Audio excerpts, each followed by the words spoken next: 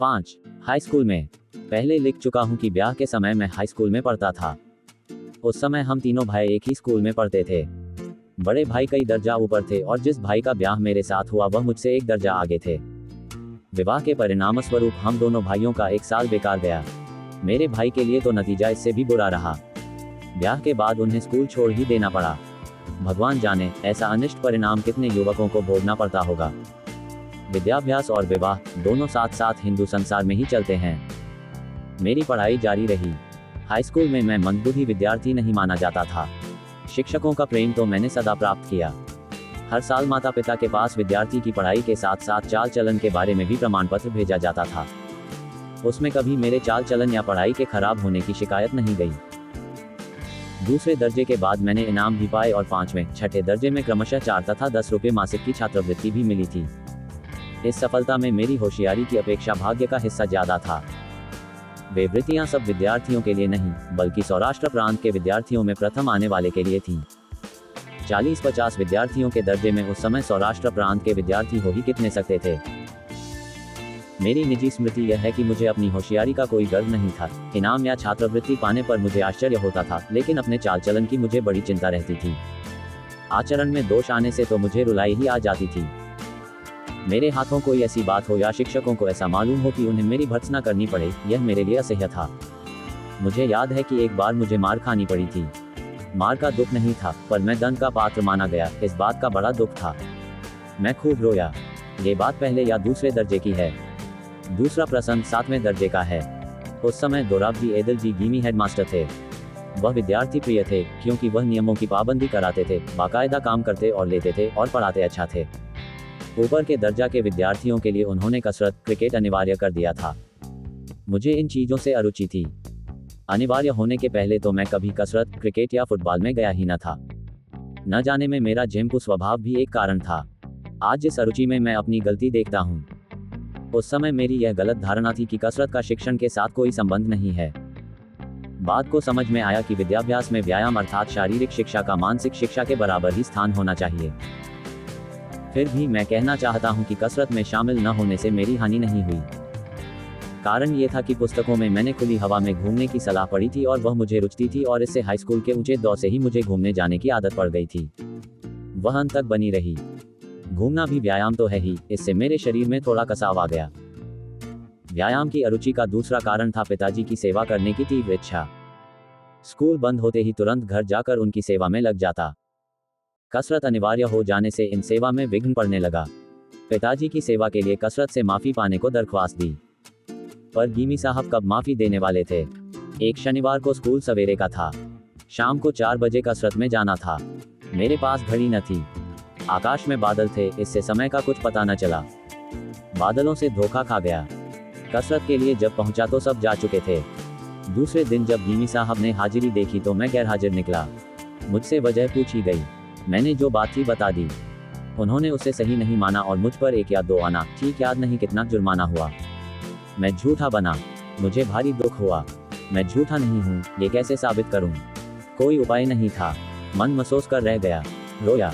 पीछे ध्यान में आया कि सही बोलने और सही करने वाले को गाफिल भी नहीं रहना चाहिए। इस तरह की गफलत मेरे अध्ययन काल में यही पहली और आखिरी भी थी। मुझे कुछ ख्याल है कि अंत में मैंने ये जुर्माना माफ करा लिया था।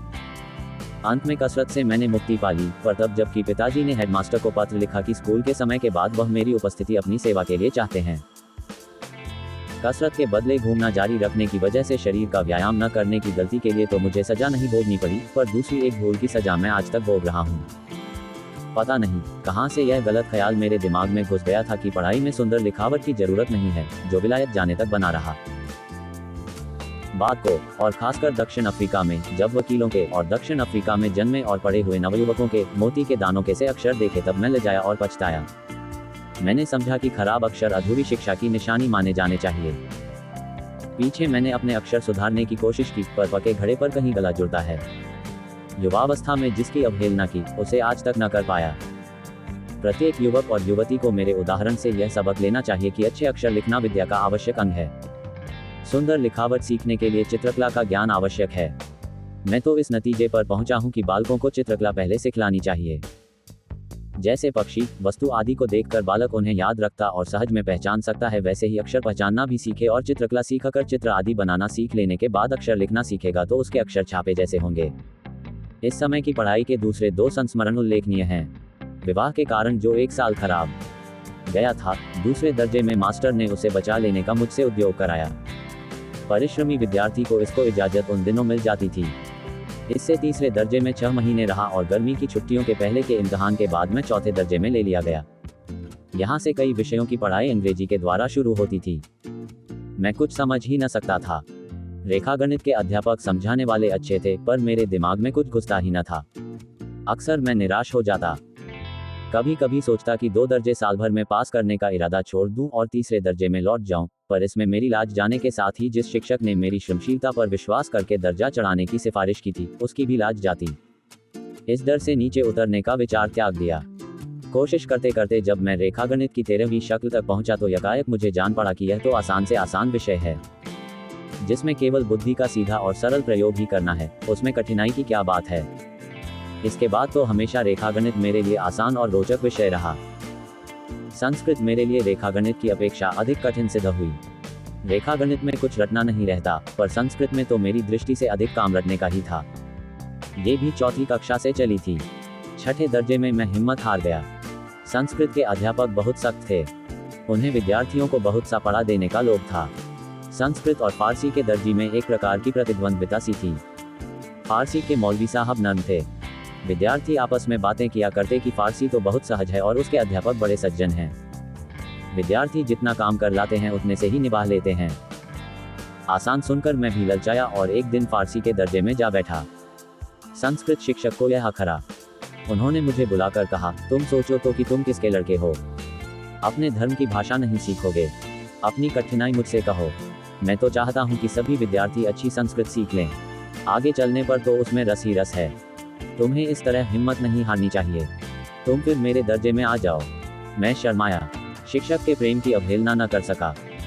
आज मेरी आत्मा कृष्णशंकर मास्टर की कृतज्ञ है, क्योंकि जितनी संस्कृत उस समय मैंने पढ़ी, यदि उतनी भी न पढ़ी होती तो आज मैं संस्कृत शास्त्रों में जो रस ले सकता हूँ वह न ले पाता। मुझे तो संस्कृत अधिक न पढ़ सकने का पछतावा होता है, क्योंकि आगे चलकर मेरे ध्यान में यह बात आई कि किसी भी हिंदू बालक को संस्कृत के अच्छे अभ्यास से वंचित नहीं रहना चाहिए। आज तो मैं यह मानता हूं कि भारतवर्ष के उच्च शिक्षण क्रम में अपनी भाषा के सिवा राष्ट्रभाषा हिंदी, संस्कृत, फारसी, अरबी और अंग्रेजी को स्थान मिलना चाहिए। इतनी भाषाओं की संख्या से डरने का कारण नहीं है। यदि भाषाएं ढंग से सिखाई जाएं और सब विषय अंग्रेजी द्वारा ही पढ़ने समझने का बोझ हम पर न हो तो उपर्युक्त भाषाओं की शिक्षा भार रूप न होगी, बल्कि उनमें बहुत रस मिलेगा। इसके सिवा एक भाषा शास्त्रीय पद्धति से सीख लेने वाले के लिए दूसरी भाषा का ज्ञान सुलभ हो जाता है। सच पूछिए तो हिंदी, गुजराती और संस्कृत की एक भाषा में गणना की जा सकती है। उसी प्रकार फारसी और अरबी को एक माना जा सकता है। फारसी यद्यपि संस्कृत के निकट है और अरबी हिब्रू के, फिर भी दोनों इस्लाम के उदय के बाद विकसित हुई हैं। इससे दोनों में निकट का संबंध है। उर्दू को मैंने अलग भाषा नहीं माना है, क्योंकि उसके व्याकरण का समावेश हिंदी में हो जाता है। उसके शब्द तो फारसी और अरबी के ही हैं। अच्छी उर्दू जानने वाले के लिए अरबी और फारसी जानना जरूरी है, वैसे ही जैसे अच्छी गुजराती, हिंदी, बंगला, मराठी जानने वाले के लिए संस्कृत जानना।